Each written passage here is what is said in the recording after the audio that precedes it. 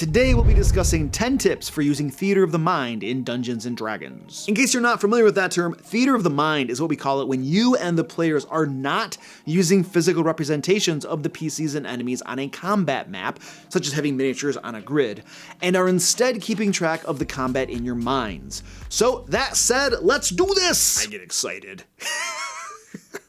Number 1, stop counting feet. This is my way of saying that with theater of the mind, you should stop using specifics, and especially don't try to express distances with feet, and instead use estimates. So if a player asks, how far away are the kobolds? The GM should respond, there's a cluster of 3 that are about 1 move away. You can move up to them and attack if you want. The others are 2 moves away, but one of them is beginning to cast a spell. And there you go. You just gave your player enough of a description for them to make a meaningful choice right there.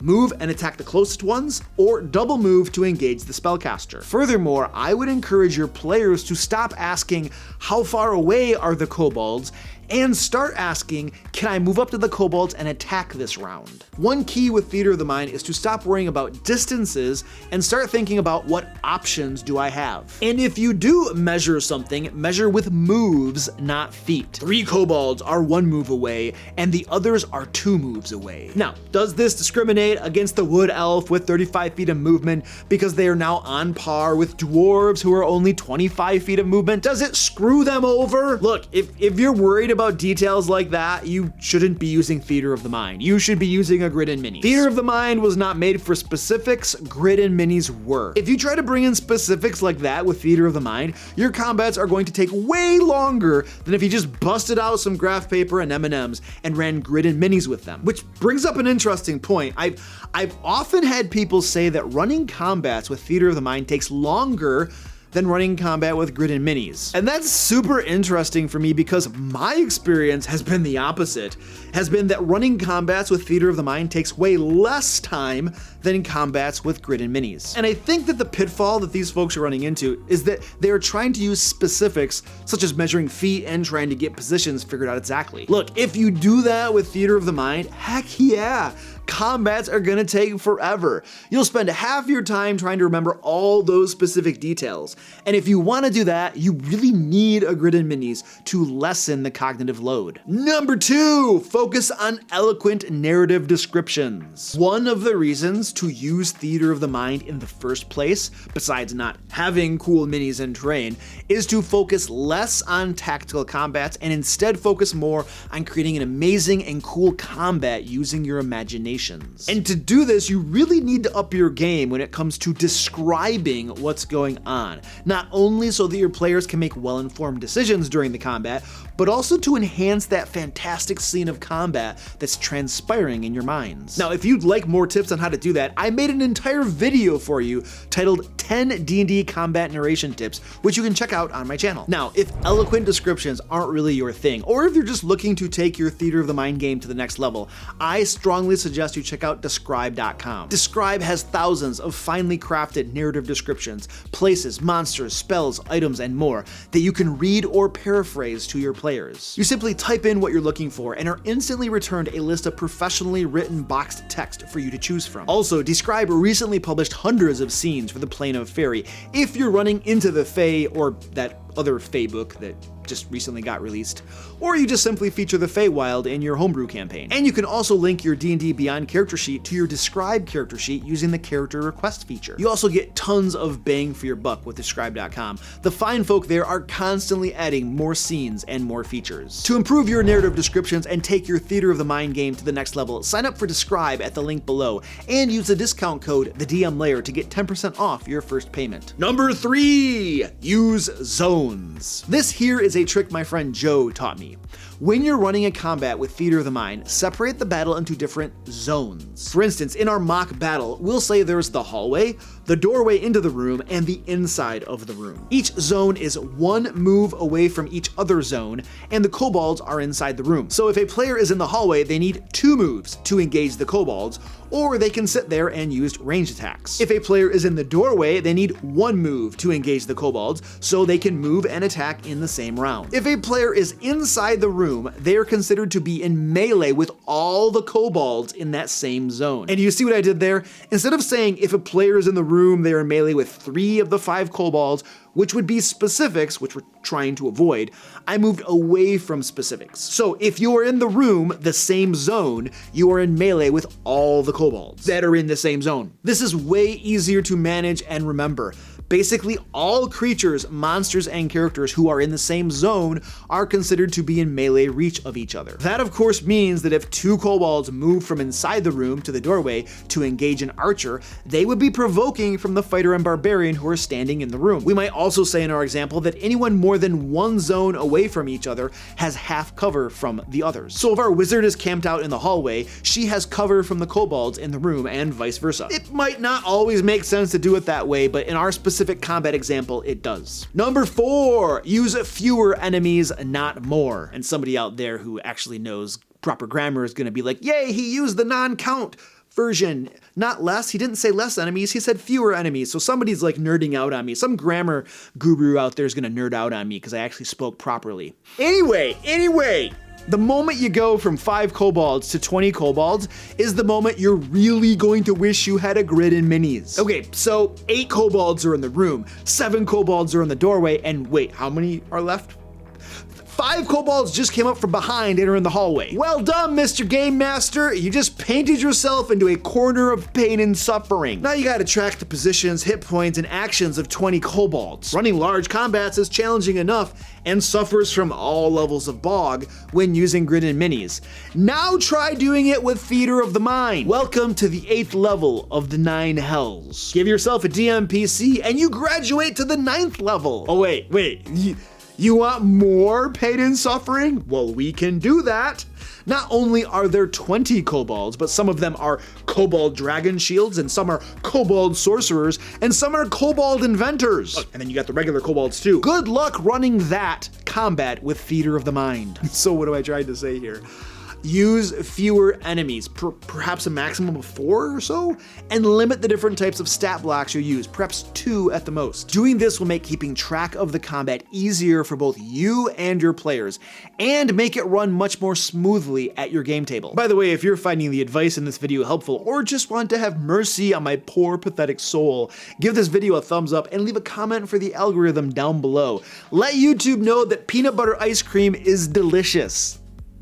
Wait, is that a thing? Number 5, don't use sketches for your players. This, my friends, is a huge, massive pitfall. The moment you draw a sketch of the battle to help your players visualize it better is the moment your players' brains break away from generalities and our rules about not counting feet and using zones, and start thinking about specifics again. And then things bog down, the battle starts taking longer, and players want you to be updating everybody's positions on the sketch every round. And you're right back to using grid and minis pretty much, aren't you?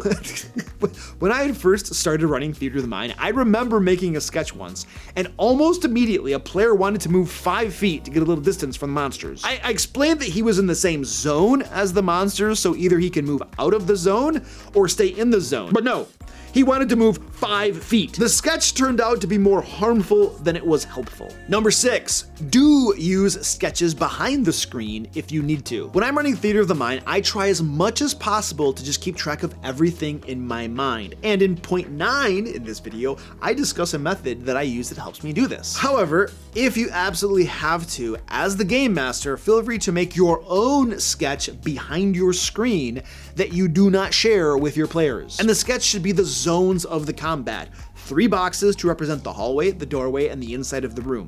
And then you write the initials of the players and monsters in the boxes for the zones they are in. If they move, you update the sketch or draw a little arrow to show where they're currently located. It's that simple. But try to only do this for battles where you really need to. Having to update your sketch frequently is going to slow the combat down for your players as they wait for you to erase and redraw positionings behind the screen.